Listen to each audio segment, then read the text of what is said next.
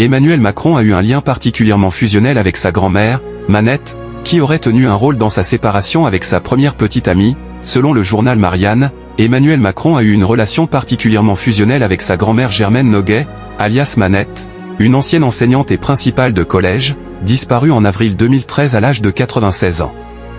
Le président de la République avait notamment confié en mai 2021 à la revue Zadig avoir grandi dans les souvenirs de sa grand-mère. J'ai donc une vision de la France qui n'est pas du tout celle de ma génération, je dois bien l'avouer.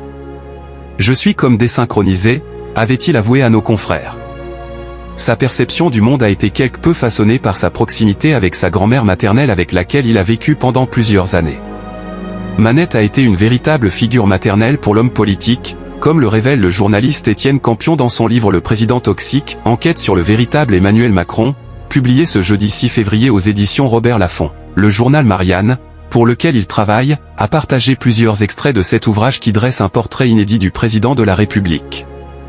Dans l'un d'entre eux, il dévoile notamment que Germaine Noguet avait été jalouse de l'existence de sa première copine, Anne-Laure, en troisième, et que cette nouvelle l'avait menée à renvoyer Emmanuel chez ses parents pendant 2 mois.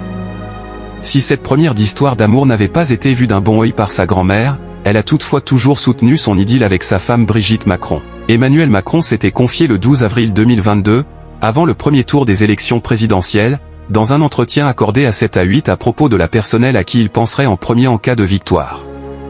J'aurais une pensée pour ma grand-mère, qui n'est plus, avait-il partagé, ému, à Audrey Crespo-Mara. Elle ne vous a pas vu accéder à l'Élysée, d'ailleurs, a ajouté son interlocutrice. Non, a confirmé l'homme politique, avant de croiser les bras, laissant paraître son émotion, puis de sourire à nouveau. Merci de nous avoir suivis, si vous n'êtes pas encore abonné, veuillez vous abonner, aimer et activer la cloche de notification pour ne rien rater.